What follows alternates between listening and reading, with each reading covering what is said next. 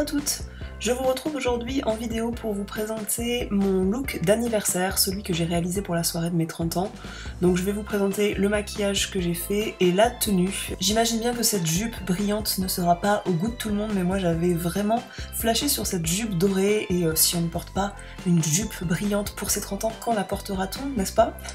Je me suis dit que ce Get Ready With Me allait vous donner quelques idées à l'approche des fêtes de fin d'année pour réveillonner, pourquoi pas. Alors si ce look vous plaît, je vous invite à regarder la réalisation du maquillage qui va suivre. Je l'ai filmé de A à Z ainsi que le look dans ses détails.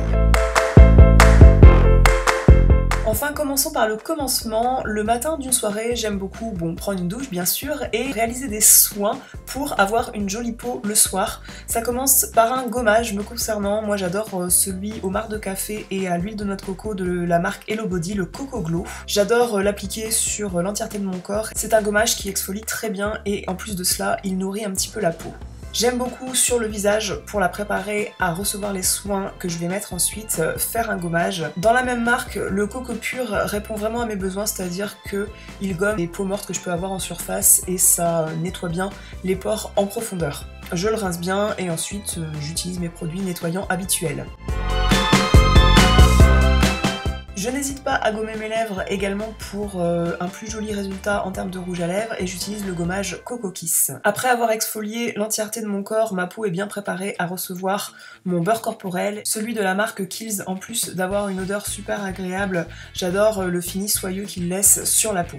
Ensuite, pour danser jusqu'au bout de la nuit et avoir des pieds tout doux, bien hydratés, bien nourris, j'aime bien utiliser une crème pour les pieds. J'ai eu une belle découverte dernièrement avec celle de Florence Nature qui est à la gelée royale.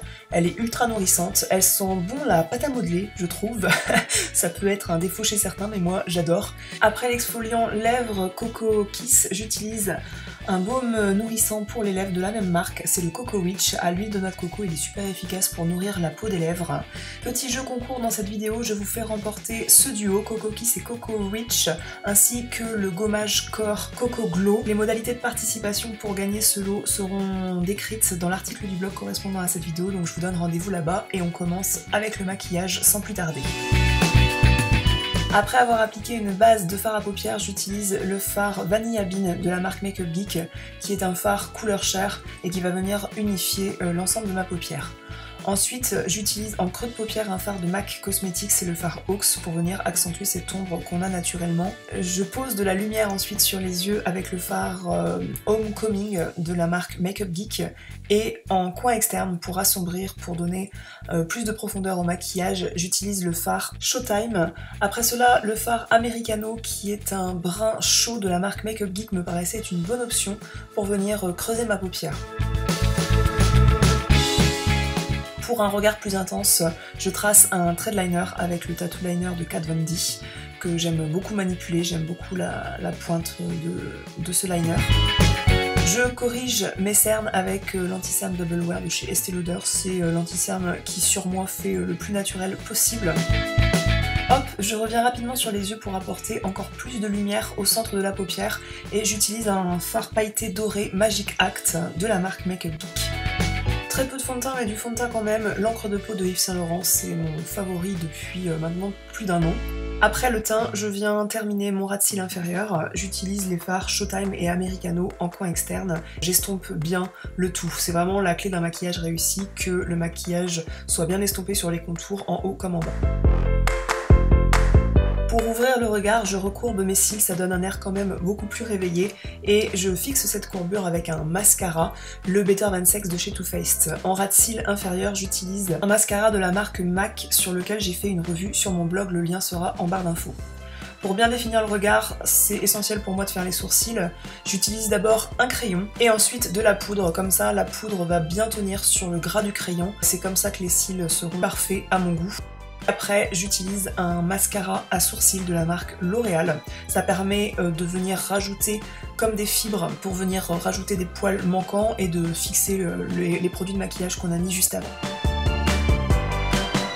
Je fixe mon teint, je le matifie en appliquant sur ma zone T une poudre de la marque Chanel, la Compact, la Universelle Compact, je l'adore. Avec un pinceau duo fibre, j'applique du bronzer, celui de la palette Anastasia Beverly Hills. Après le bronzer, j'applique un blush. Je choisis le Love Flush dans la couleur Your Love is King.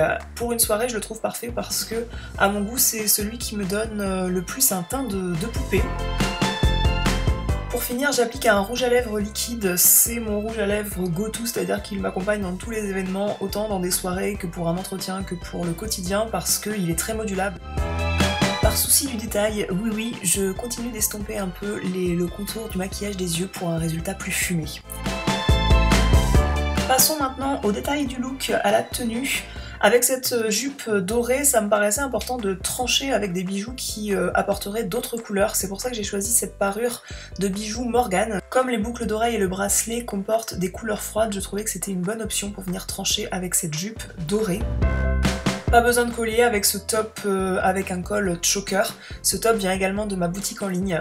La pochette, très addictive par ce geste qu'on fait pour changer la pochette de couleur en retournant les sequins comme cela. C'est très addictif. Cette pochette vient également de ma boutique en ligne et elle sera l'allié parfait pour vos soirées. J'espère que ce look un petit peu vintage, un peu rétro vous aura plu. Je vous dis à très bientôt pour une autre vidéo. Moi je vous retrouve dans la zone de commentaires et je vous dis à la prochaine.